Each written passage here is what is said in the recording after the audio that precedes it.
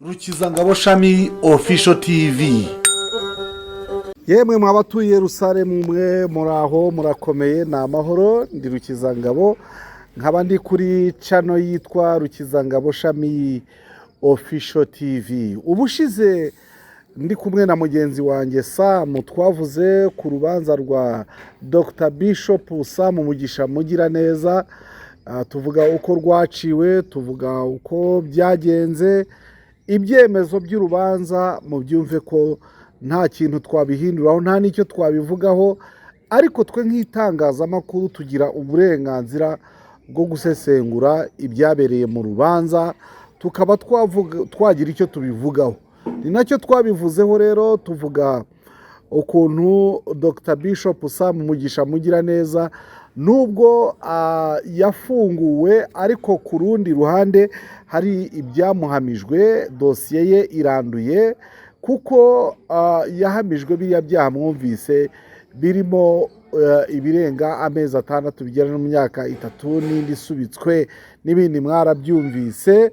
Hanyuma rero icyaha yahamijwe kugeza ubu ngubu ni icyaha cyitwa kuba yararagiye mu ifamu ya diyosezi ya Shyira ari nayo diyosezi yarayoboye. Ku ikubitiro uyu mugabo yarezwe n'abagabo bitwa Charles Kubwayo na Kabaragasa, nibo batanze ikirego, batanga ibaruwa yari irimo ibirego byinshi, ariko iyo baruwa iza gushingirwaho na RGB, iza gushingirwaho na Zaribu, hanyuma muri yombi Dr Bishop Sam Mugisha Mugiraneza waregwaga ibyaha bigera muri 7 cyangwa 8, ariko byose aza kubihanagurwaho, biza kubonwa ko nta shingiro bifite, maze bamuhamya icyaha cyo kuba yararagiye mu rwuri rwa diyosezi, ubwanya diyosezi ya Shyira ifite hariya mu Bigogwe. Nshuti bakunzi bacu rero, Abangirikani n'abandi bantu bakomeje kutabivugaho rumwe, cyane cyane ko n'umwanzuro w'urukiko nawo uburyo wavugaga ko ibi bintu bitagize icyaha, ariko nubwo bitagize icyaha runaka yabihamijwe icyaha, ugasanga bi somehow confusing, ugasanga birasiga mu rungabangabo abantu. Ni naho twahereye rega igihe twakoraga isesengura ku by'urwo rubanza, udushya twagiye turubonekamo. Uyu munsi rero nanone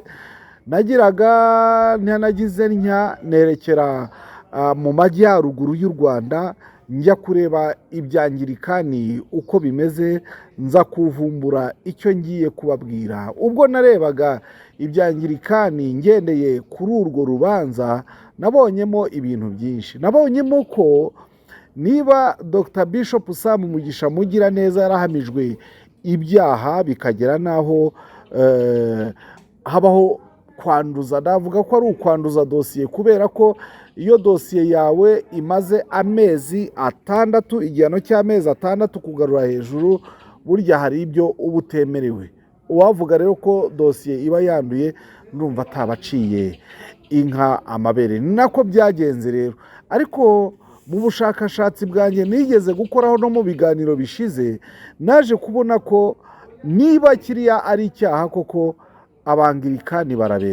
Abangirikani baraberwe, abapasiteri baraberwe, abacidikoni baraberwe, abarimu mu makanisa baraberwe, yewe n'aba bishop baraberwe, kubera ko kiriya cyaha nk'uko twakomeje kubivuga, nk'uko Abangirikani babivuze, nk'uko abareba kanoni z'itorero babivuze, baravuga bati kiriya cyaha ntikizahama umuntu umwe wenyine, ahubwo kizahama abantu benshi. Dore rero ibyo nacukumbuye, dore ibyo nabonye muri Anglican Church. Nabonyemo liste y'abantu bigaragara ko abo bantu bakiragiye mu nzuri z'ubwatsi barongoye, cyangwa se ubwatsi babayemo kugeza na n'ubu ngubu. Bikaba ari ibintu ubona bishobora kuzagira ingaruka mu buyobozi bwa Anglikani mu bihe bizaza. dore nabonyeyo urutonde rw'abapasiteri bahinga kandi banororeye mu butaka bw'itorero Anglikani mu Rwanda muri diyosezi ya Shyira niho nibanze, ariko muzi ko nigeze no kugera mu yandi madiyosezi, nkavuga mu Cyakabiri, nkavuga hari i Gahini, nkavuga n'ahandi hantu hakomeje kugaragara ko ibyo bintu bihari koko. Ahangaha ndavuga amazina y'umupasiteri, ndavuga izina rya paruwasi kugira ngo ababizi neza babirebe neza, babone ko nta kubeshya kurimo. Hanyuma ndanavuga n'icyo ubutaka bukoreshwa. Mbibutse ko ndimo kuvuga muri diyosezi ya Shyira, ubwo mu madiyosezi yanyu namwe muzi uko bimera, ariko ikigaragara cyo nuko iki cyaha niba ari cyo Dr. Bishop Sam Mugisha Mugiraneza yazize, iki cyaha kizafata benshi. Niba kandi adakwiye kukizira, kubera icyo atagihanagurwaho kugira ngo itorero Anglikani nk'uko twari tuzi ko rifata ibintu byaryo rikabishyira mu mucyo, cyangwa se hari icyanditswe muri Bibiliya kivuga ngo, ngira ngo ni igihe umurimo w'Imana wari utangiye kongera kubaho mu bice bya ba Ezira na ba Nehemiya, bavugaga ko nta muntu ukwiriye kuza gucongera amabuye ku nyubako. Amabuye mugende muyacongera iwanyu, nimuza ku nyubako muze mwubaka gusa. Uwo murongo Abanglikani wibagiwe mute? Ni byiza ko ku nyubako hatabaho urusaku nk'urwo ngurwo, ahubwo hakaza abantu baconze amabuye yabo bahita bashyira ku nyubako bakubaka, urwo rusaku rukarorera. Urwo rusaku ntabwo twari turumenyereye muri Anglikani. Amazina y'abapasiteri rero, hari Reverend Munyaneza Isidore wo muri Gatare, paruwasi ya Gatare. Ahangaha arahinga akanorora mu butaka bwande, mu butaka bwa paruwasi. Uwa kabiri ni Reverend Mugiraneza Fidele wa Kamubuga, wa paruwasi ya Kamubuga. Ahangaha arahahinga akanahororera abavandimwe. Uwa gatatu ni Reverend Mugabuhamye Jeanne Pomusene wo muri paruwasi ya Kanshenge cyangwa se Kanshenge. Ahangaha arahinga akanorora. Uwa kane ni Reverend Ndagijimana Theophile wo muri Gitwe ya mbere, arahinga akanorora. Hari Reverend Zirahira Etienne wo muri paruwasi ya Rusasa cyangwa se Rusasa, arahinga akanorora. Hari Reverend Ntahontuye Pascal wo muri Kiribata, arahinga nawe akorora. Hari Reverend Twahirwa Gilbert wo muri Yarimoma, arahinga akanorora. Hari Reverend Rukebesha Elia wo muri Yari ya Nemba, uyu nguyu nawe arahinga akanorora. Hari Reverend Monima Daniel wo muri Yari Murandamo, nawe arahinga akanorora. Hari Reverend Hakizimana Samsoni wo muri Yari Hiro, arahinga nawe akanorora. Urutonde rurakomeza. Hari Reverend Uwiragiye Jean d'Amour wo muri Saint Etienne Butandi, arahinga nawe akanorora. Hari Reverend Ndabateze Jean Damascene wo muri Kabyaza, arahinga nawe akorora. Hari Reverend Ngoboka Auguste wo mu Kiringa, paruwasi ya Kiringa, arahinga nawe akanorora. Hari Reverend Nduhungirehe Donati wo muri Nyamicucu, arahinga nawe akanorora. Hari Arkidikoni Nambaje Alain wo muri Ntarama, nawe arahinga akorora. Hari Reverend Mukamana Clementine wo muri Burambi cyangwa se Burambi, nawe arahinga akanorora. Hari Reverend Sikubwabo Cyprien wo mu Busengo, nawe arahinga akanorora, ni paruwasi ubwo ya Busengo mbibutse ko yari amaparuwasi nimo kuvuga n'abayayoboye. Hari Reverandi narivuye kuri siku bwabo ngeze kuri bakunzi bake Calixte wo mu Kamanga, paruwasi ya Kamanga, arahinga nawe akorora. Hari Nzasabimana Viateri wo muri Munanira nawe arahinga akanorora. Hari Reverandi Hatangimana Donati wo mu Gakenke nawe arahinga korora. Hari Reverandi Rugira cyane Evariste wo muri Nyonirima cyangwa Nyonirima nawe arahahinga akanahororera. Hari Reverandi Hategekimana Jean Bosco wo muri Gahama nawe arahahinga akanahororera. Urutonde rurafata no kuri Diacre Munyawera Emmanuel wo muri Nyakina nawe arahahinga akanahororera. Hari Diacre Mbarushimana Vianney wo muri paruwasi ya Rukoro nawe arahahinga akanahororera. Hari Akidikoni Habamenshi Cyprien wo mu Rugendabare, paruwasi ya Rugendabare arahinga akanorora. Hari na Akidikoni Nkurikiyimana Jean Pierre wo mu Gasebeya nawe arahinga korora. Hakaba kandi Twino Businge Augustin wo muri paruwasi ya Murambo nawe arahahinga akanahororera. Nshuti bavandimwe, abakunzi ba Rukizangabo Shami Official TV, urutonde mfite ruriho abantu 37 bose. Ruriho na Akidikoni Kanoni Nsabimana Jean Damascene wo muri Gitare nawe arahahinga akanahororera. Reverandi Hakizimana Aimable wo muri Gitare nawe arahinga akanorora. Reverandi Bakunzi bake Calixte wo mu Kamanga arahinga nawe akorora. Hari Nsanzimana Viateri wo muri Munanira nawe arahinga akanahororera. Benimana Jean Claude wo mu Kareba arahinga nawe akanahororera. Hari Reverandi Hareri Ntwari Innocent wo mu Gitwa nawe arahinga akanahororera. Reverandi Munyaneza Anastasi wo muri Mutego arahinga nawe akahororera. Nzirorera Jean Marie Vianney wo muri Nyabizi arahinga nawe akanahororera. Reverandi Harera Emmanuel wo muri Nyamutera nawe arahahinga akanahororera.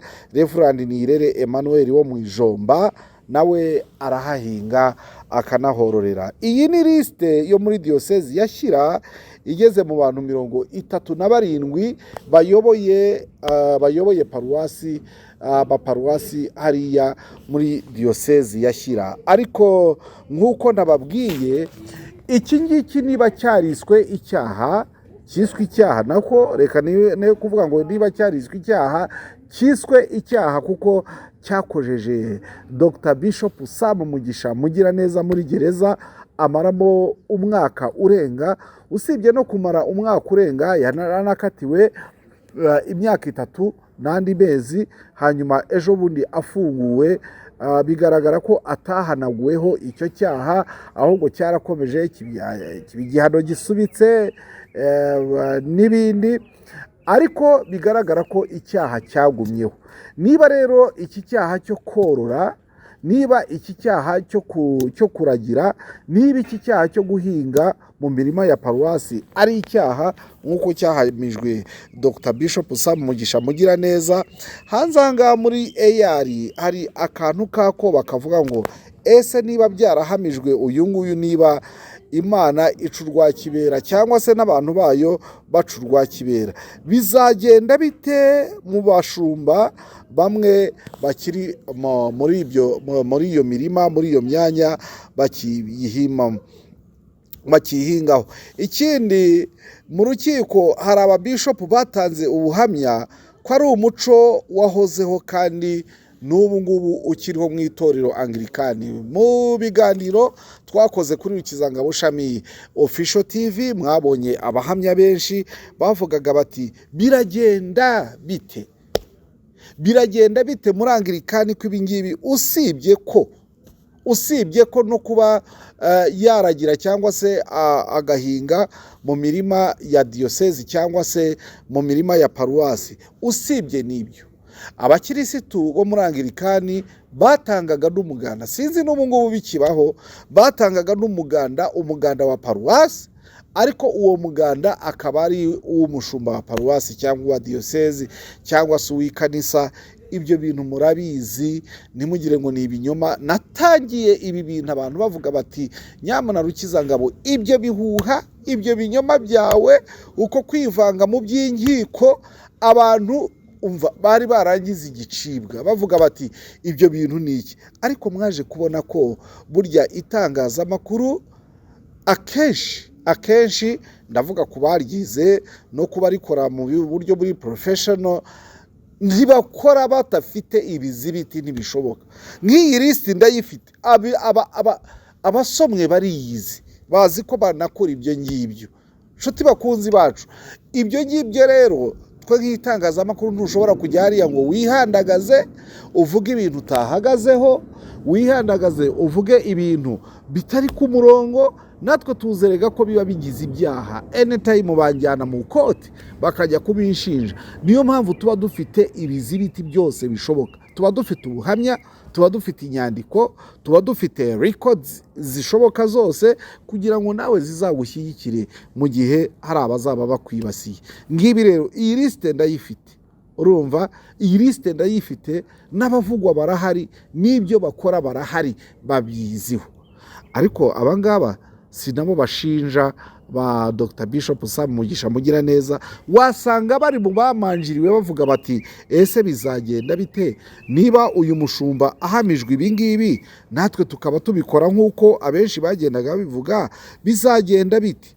Ikindi namenye ubwo natambagiraga muri iyi ntara y'Amajyaruguru, especially kuri iki kibanza kuri iki kibazo, si ikibanza nyakukigira, kuri iki kibazo cya Bishop Sam Mugisha Mugiraneza, nabonye ko inka zagiye mu rwuri arizo Bishop yahawe arobanurirwa ubwa Bishop, nk'uko nigeze kubabwira ngo bazajya mu rwuri, zikajya mu rwuri atanahazi, ngo agiye kuzisura nyuma y'umwaka. Muri izo nka yahawe yagabiye ba akidikoni bose ba diyosezi ya Shyira. Nyuma y'umwaka zari zaramaze kunguka, ahita nawe agabira ba kidikoni bose ba diyosezi ya Shyira, harimo na Kubwayo n'Akabaragasa bamureze. Umugabo umwe w'Umutanzaniya yigeze kuririmba indirimbo avugamo amagambo ngo kikuracyo kiko, ibintu nk'ibyo ngibyo. Yaravugaga ngo iki kikuracyo kiko mu ngoni wako, yaravugaga ngo ni nkaho yakavuze ngo akamasa kazaca inka kazivukamo, ni nkaho yakavuze ngo itungo ushobora korora inka ukorora ikimasa, kikaba aricyo kizakwica, kikagusarika, kikagukubita ihembe, kikakwica. Ahangaha rero iyo urebye ukuntu uyu nguyu Bishop Sam Mugisha Mugiraneza yagabiwe inka, nyuma y'umwaka yajya agasanga zarungutse, akagabira abakidikoni bose barimo n'abamureze n'abamushinje, uhita ubona ko isi itagira inyiturano. Abo yagabiye barimo abo nigeze kubabwira bamushinje, barimo Kubwayo n'Akabaragasa, ndetse n'abayobozi b'ibigo bya diyosezi. Abantu bampaye ubuhamya hariya muri diyosezi ya Shyira barabumpaye ko abayobozi b'ibigo bya diyosezi nabo yabagabiye kugira ngo nabo bazagabire abandi. Ni wa muco wa Kinyarwanda wo kuvuga ngo ndagabira umuntu aho kugira ngo anyiture nawe azagabira abandi, bityo bitera ubwarare, bigende abantu bakamirane muri ibyo ngibyo. Ikindi cyagaragaye mu rukiko, ngarutse mu rukiko, ni uko uburyo izo nzuri zaguzwe hasobanuwe ko zari izo gufasha abashumba. Ahangaha muhaca agakoni, uburyo izo nzuri, iyo myanya yaguzwe yari iyo gufasha abashumba. John Rucyahana yaragiyemo, Bishop John Rucyahana yabaragiyemo, Laurent Mbanda ubwe akiramutswa iriya diyoseze nawe yaragiyemo, noneho ngo Chantal Mbanda mu buhamya nahawe ngo yanahingaga mu murima wa diyoseze kuri MIPC ahingamo ibirayi. Ibi ngibi rero abaturage bamusanze ngira ngo barabizi. Chantal Mbanda rwose nawe urabizi ko uriya murima wa MIPC nawe wawuhingagamo ibirayi rwose, ku buryo rero Mbanda we amaze kuva kuri uriya mwanya birumvikana yakuyemo inka ze, noneho Samu ashyiramo ize, kimwe n'abandi bapasiteri harimo n'uriya mupasiteri nigeze kubabwira witwa Kubwayo. Ngibyo rero ibyabaye muri diyosezi, ngibyo ibyabaye muri diyosezi ya Shyira, ngibyo ibyahamijwe Dr Bishop Sam Mugisha Mugiraneza, ibyo twakomeje gukurikira. Burya rero itangazamakuru rirakurikira, riherekeza amadosiye amwe n'amwe. Hari igihe abatangazamakuru bacu bakora amakosa, ukabona umutangazamakuru aragiye akoze inkuru iri very interesting, akayitara, akayikora neza, akanayitangaza, ariko akayicishirizamo hagati ukibaza ngo byaje kugenda biti, haje kuba iki? Ibyo rero nibyo nanze jyewe. Niba habayeho ikintu nk'iki ngiki gikora ku bantu benshi, ikintu usibye no gukora ku bantu benshi ugasanga wenda hari n'ibintu bigaragara ko byarenganiyemo, ni byiza kubiherekeza. Dr Bishop Sam Mugisha Mugiraneza ubu ari kumwe n'umuryango we, yarafunguwe, Imana ishimwe, ariko dosiye ye kugeza ubu ngubu iracyariho ibirabagwe, dosiye ye iracyariho ibyondo, dosiye ye yatewe inzarwe, ariko uburyo yatewemo inzarwe ntibwumvikana, kubera ko ibingibi yakoze, ibingibi ashinjwa, n'ababimushinja barabikoze, n'ubu ngubu baracyabikora. Bangirikani bavandimwe, abari mu masinode, abari muri House of Bishops, ubwo ndavuga abashumba b'amadiyosezi, bigenda bite kugira ngo harobwemo umuntu abe victim y'ibirimo gukorwa bitari na bibi? Kuko urubanza uko twarubasomeye, uko rwasomwe, bivuga ko bitagize icyaha, ariko bitagize icyaha birahindukira, umuntu arabihamwa, aranahanwa. Harya ubwo ubutabera bw'u Rwanda icyo kintu mugisobanura mute?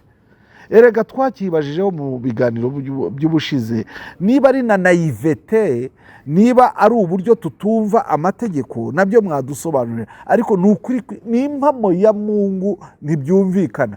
Ibintu ntibigize icyaha, ariko umuntu arahindukiye, abihamijwemo icyaha, kiranamuhamye, aranagihaniwe, kandi bitagize icyaha. Beyond of that, hejuru y'ibyo ngibyo, ababizi icyongereza neza baravuga moreover, hirya y'ibyo ikiri beyond, nuko n'ubu ngubu ibyo ngibyo bigikorwa, nubwo hari uwabihaniwe, nubwo hari uwabyafashe, n'ubu ngubu biracyakorwa muri Anglikani. Uyu munsi navuze nishyigikirije inkoni kugira ngo ntagwa hasi, kubera ibibazo biri muri iyi si, abantu batera abandi. Nyakubahwa Mukantaganzwa, muri iyo ntebe urimo, muri uwo mwanya urimo, twemera nyakubyara nyaguheka, ibi bintu bisobanurwa bite? Ndabizi ko, ndakeka ko iki kiganiro muzacyumva nyakubahwa. Ibi bintu bisobanurwa bite mu nkiko? Biba byagenze bite? Haba habaye iki? Ni ubuswa bw'umutangazamakuru, n'imbamutima z'umutangazamakuru, cyangwa harimo kamugobeko, cyangwa harimo wa mugana amafuti? Niba harimo amafuti rero, reka bye kutwanduriza abantu ngo binanduze n'ubutabera bw'u Rwanda. Bikemuke, bijye mu murongo. Anglican Church niba bishoboka bajye muri kanoni zizabo bajye kubitunganya, ariko abo byagonze kandi bikabagonga mu mafuti bahanagurweho ayo mafuti, bahanagurweho izo nzarwe. Sindimo gusabira abangaba bakibikora ngo nabo bakurikiranwe, gukurikiranwa biragatsindwa, bibaye byiza ntibakurikiranwa, ahubwo amategeko n'amabwiriza na kanoni z'itorero bigakurikizwa, abantu bakabaho mu mudendezo nk'uko byahoze. Nshuti bavandimwe, abangirikani mwese aho muri, reka mbabwire ngo umukiza Yesu akomeze kubana namwe kuva ubu ngubu kugera ku mperuka y'isi, kandi mukomeze kuragira itorero rya Kristo nk'abazaribazwa kuri urya munsi. Njyewe ndi Rukizangabo, channel yanyu ni Rukizangabo Shami Official TV. Tuzakomeza kubagerera aho mutagera no kubavugira aho mudashobora kuvuga, hanyuma kandi namwe mujye mudutera inkunga, muduha amakuru, muduhe n'ibindi byose, mudusengere, munadusengerere.